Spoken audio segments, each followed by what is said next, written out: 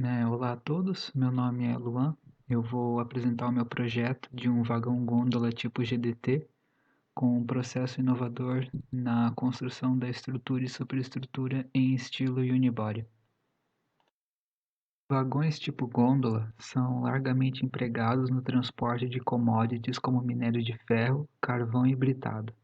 No Brasil, diversas concessionárias operam com composições formadas por carregamentos desses commodities.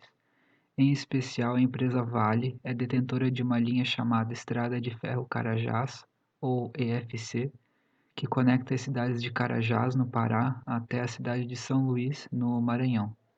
Um trajeto de 892 quilômetros, passando por 15 cidades. A EFC é responsável pelo escoamento de milhares de toneladas de minério de ferro anualmente pelo porto de Itaqui e pelo porto de São Luís. Segundo a Vale, são transportados 120 milhões de toneladas de carga e 350 mil passageiros por ano. Circulam cerca de 35 composições simultaneamente, entre os quais um dos maiores trens de carga em operação regular no mundo, com 330 vagões e 3,3 quilômetros de extensão. Esse trabalho apresenta um novo conceito de vagão tipo gôndola GDT, projetado para transportar uma capacidade superior de minério de ferro que os atuais modelos GDT são capazes de suportar. Os principais focos do projeto foi a redução da tara, que é o peso do vagão, a redução do centro de gravidade do vagão, a adoção de um processo inovador na fabricação da estrutura e da superestrutura, voltando sempre para a redução da tara e do CG. Definições iniciais. Para iniciar o projeto, algumas premissas foram adotadas. Inicialmente, o projeto proposto deve considerar dois fatores: o tipo de carga e a via permanente. A carga que está sendo considerada é o produto de maior volume escoado por uma via permanente previamente escolhida. Como a via permanente escolhida é a EFC, o produto de maior escoamento é o minério de ferro. A empresa Vale atualmente é operadora de um dos maiores trens de carga do mundo, com 330 vagões carregados de minério de ferro. A via utiliza bitola larga, que é uma bitola de 1,6 metros de distância entre os trilhos.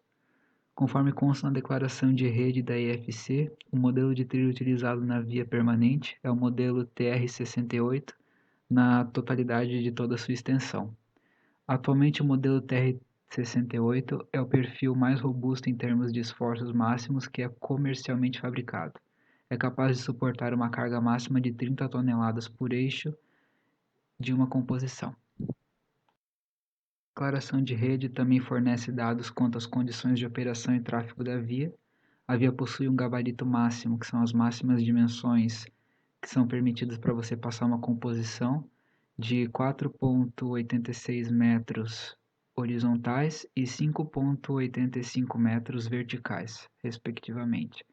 Essas dimensões são consideradas como limitantes do perfil do vagão que deve ser projetado. Apresentados outros dados, como o raio de curva mínimo, máxima rampa ascendente e descendente, bem como as velocidades máximas de operação. Esses dados, apesar de relevantes, não serão empregados no projeto. Em relação à carga, que é o minério de ferro, ele possui uma densidade específica de 2.700 kg por metro cúbico. Essa vai ser uma informação muito relevante para o projeto do vagão. O tipo de vagão padrão adotado para o transporte de minério de ferro é o tipo gôndola, que possui características próprias para a operação do transporte desse commodity. O vagão tipo gôndola não possui um teto, pois a ação de intempéries não afeta a carga. Também facilita a carga e descarga do produto. Para descarregar o minério de ferro, o vagão passa por um processo de tombamento, onde o dispositivo na via faz a rotação controlada de dois vagões em série simultaneamente. Assim, permitindo a rotação, o vagão precisa incluir um engate rotativo e outro fixo. Em a ABNT NBR 7609, o vagão tipo gôndola deve possuir, além dos demais itens obrigatórios para todas as classes de vagões de carga, como o freio manual, devem ser instalados 4 estribos nas extremidades do vagão para fazer a conferência da carga caso necessário. Ainda conforme a BNT 16444, os vagões tipo gôndola devem possuir um CG máximo de 2.490 mm de altura. Como a bitola da via do tipo larga, a NBR 16444 também determina que a altura máxima do engate deve ser de no máximo 1005 mm, para evitar um grande desalinhamento vertical entre diferentes vagões. Foi definido que o vagão teria 2 truques e 4 eixos. Sendo assim, como a via suporta 30 toneladas por eixo e o trilho é o TR-38, o vagão carregado de minério tem que ter no máximo 120 toneladas. Deve sempre reduzir o peso da tara do vagão, pois assim a maior carga poderá ser transportada por viagem, o que a longo prazo, considerando múltiplas viagens ao longo da vida útil desse vagão, irá proporcionar um maior volume de carga transportada, o que financeiramente resulta em um lucro maior. Os vagões tipo gôndola são fabricados utilizando aço estrutural, que é um tipo de aço empregado na fabricação de estruturas que precisam ficar expostas ao tempo, e assim sofrer com ações do clima como calor, chuva, maresia. Nesse projeto, o material escolhido é o aço estrutural, pois o traçado da EFC envolve uma região litorânea. O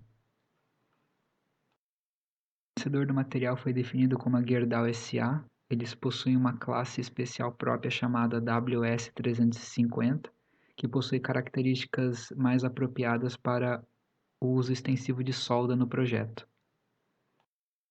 A forma do material escolhido para ser utilizado no projeto são chapas de aço, pois vão facilitar o projeto na criação de um vagão unibody.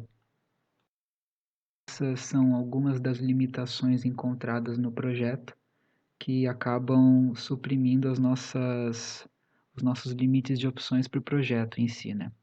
Então, nós temos um limite horizontal de dimensões para o vagão de 4,86 metros, limite vertical de 5,85. Nós já definimos que vai ter 2 truques de 4 eixos no total, que a bitola que vai ser utilizada é a larga, que o material da estrutura vai ser o aço estrutural e por aí vai. Essas definições são importantes porque elas acabam dando as formas iniciais do nosso vagão. Feitas as definições iniciais e as limitações, nós temos que decidir o que será projetado e o que será comprado. Para esse projeto, o que é considerado projetado é apenas a estrutura e a superestrutura, que para esse projeto em específico são basicamente a mesma coisa, porque nós estamos unindo as duas no estilo unibody, né? Alguns dos materiais que devem ser comprados, eles afetam algumas posições que são importantes para fazer as análises estruturais, como os truques, por exemplo. Os truques foram selecionados da empresa Amstead Rail, o modelo Swing Motion para bitolas largas. As rodas possuem um diâmetro de 914 mm, ele possui um limite de peso por eixo de 32.500 kg, que está dentro do nosso limite de 30.000 kg, né, 30 toneladas por eixo. O diâmetro do prato peão é de 406 mm e a distância entre os eixos é de 1,82 m. Não foi encontrado informação sobre o peso do truque completo, nem no catálogo, nem no site do fabricante. Porém, o professor orientador disse para considerar 4 toneladas por truque.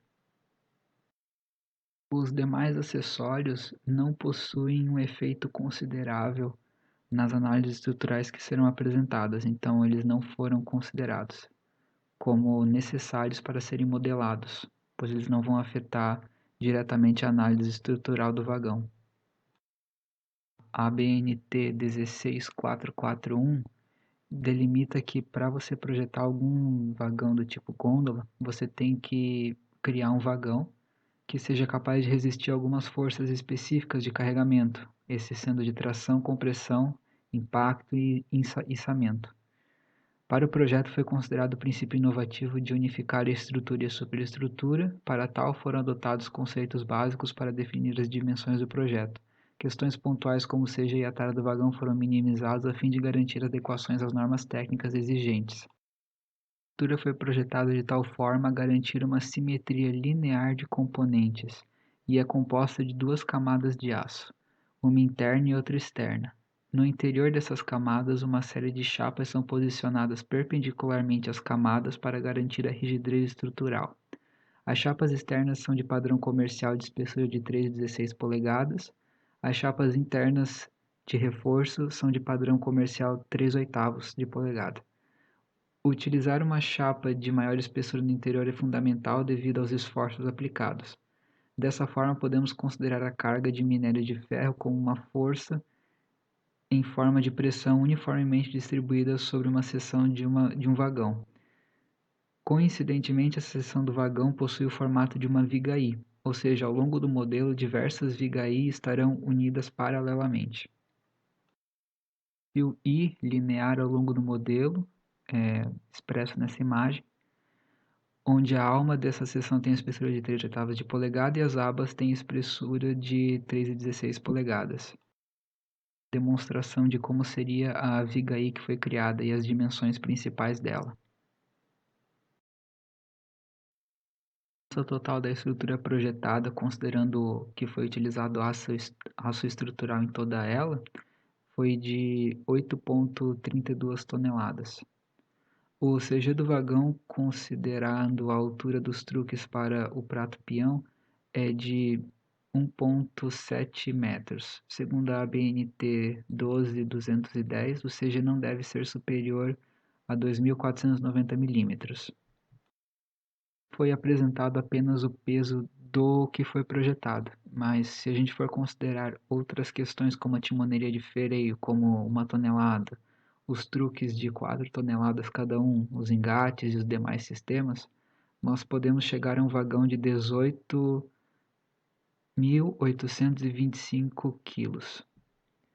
Logo, com o limite da via de 30 toneladas por eixo, o vagão possui quatro eixos, suportando 120 mil kg no máximo, ou seja, 120 toneladas.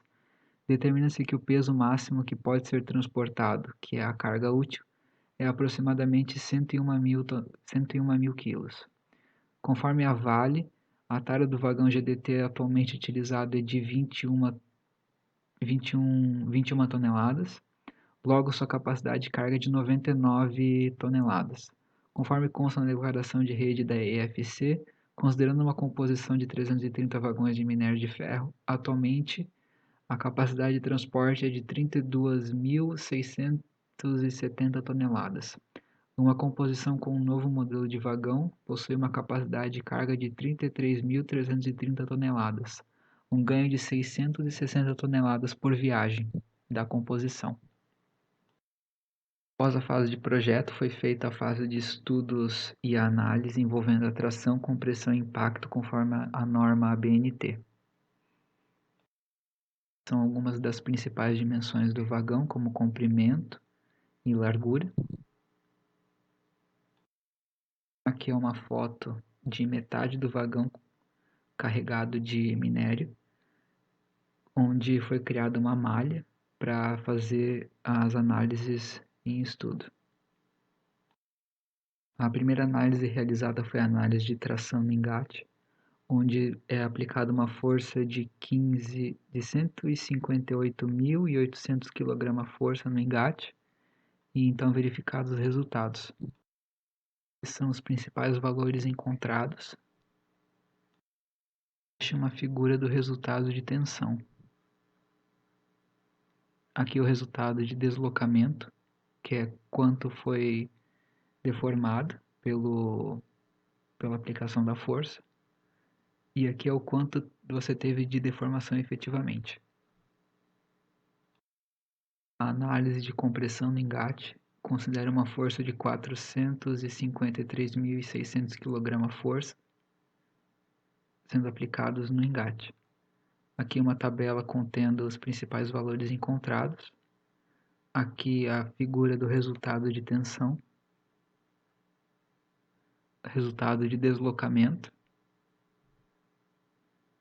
e resultado de deformação. E foi a análise de impacto no engate, que considera uma força de 567.000 kg-força. Esses são os principais valores encontrados na tabela. Aqui é uma figura do resultado das tensões provocadas. Aqui o resultado do deslocamento. E aqui o resultado da deformação. Foi realizado também uma análise de impacto com carga viva, com a mesma força do ensaio anterior, mas dessa vez considerando o material que está sendo transportado, que é o minério de ferro. Essa tabela contém os principais resultados encontrados e logo abaixo uma figura com o resultado da tensão. Aqui o resultado do deslocamento total, aplicando a força e a gravidade na carga. Aqui é o resultado da deformação total. Também realizada uma análise onde o vagão é colocado sem os truques nos apoios laterais da travessa do prato peão.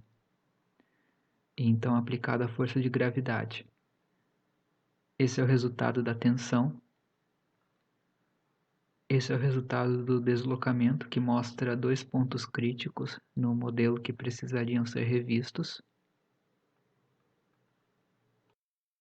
A escolha por um design com padrão simétrico linear ao longo do modelo foi proposto para assegurar que a ideia de um vagão em estilo unibody fosse capaz de receber e distribuir cargas dinâmicas de forma igual. Em todas as análises, é notável que a deformação é igualmente distribuída pela estrutura, o que diminui as chances de criar pontos críticos onde a tensão no material acaba escapando do regime elástico e, consequentemente, criando pontos fracos que necessitem de reforços. Aqui deve-se mencionar que o vagão do modelo em estudo é uma peça sólida, ou seja, sem considerar pontos de união por solda, para os resultados das análises ligeiramente otimistas. Após as análises foi feito o Bill of Materials. Para executar o projeto é necessário definir todos os componentes que serão adquiridos, como as chapas, dispositivos de segurança, truque, sistema de freio, demais componentes como timoneria de freio, os engates, as tubulações centrais, o encanamento geral do sistema de freio, o aparelho de choque e tração, sistema de amparo-balanço, dispositivo de descarrilamento. Em específico, temos aqui as chapas que devem ser compradas e as suas quantidades e principais dimensões. A listagem dos materiais, nós passamos para a fase de manufatura e montagem. Aqui está sendo considerada apenas a manufatura e montagem dessa estrutura unibody. Considerando então que todo o modelo está pronto e aprovado após a realização dos estudos de esforços, a etapa de manufatura deve ser iniciada. Para a execução da manufatura desse projeto, deve-se adquirir os diversos componentes da estrutura, que são as chapas de aço em padrão comercial. Essas chapas devem então passar por um processo de corte, esse que pode ser a água, laser ou plasma.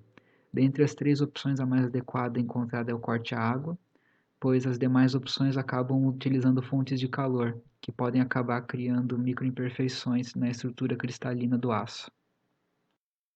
No corte das chapas, então, o material deve ser soldado, e o ideal seria que após a solda, o vagão passe por um processo de tratamento térmico. Só que devido às dimensões de um vagão, você não consegue fazer esse tratamento térmico. Isso, aqui tem algumas ilustrações de como é feito o processo de montagem. Então, inicialmente você tem que começar com as chapas do interior. Então você parte para os reforços estruturais, que são as chapinhas menores que ficam no interior. Aqui uma visão por baixo de como ficam essas chapas menores. Então você chega na última fase, que é colocar as chapas que vão no exterior. Aqui você deve utilizar um equipamento de solda especial para fazer a solda em linha, pelo interior. São os dispositivos de segurança. É obrigatório a utilização do dispositivo antidescarrilamento e o dispositivo vazio carregado também é obrigatório, pois o peso do vagão carregado é 120 mil quilos e o peso da tara é 18.825, como foi mostrado anteriormente. Como o peso do vagão carregado é mais de 6 vezes o peso da tara, fica obrigatório o uso do dispositivo vazio carregado. Algumas conclusões sobre o projeto e algumas relações com relação a normas ABNT e questões dimensionais.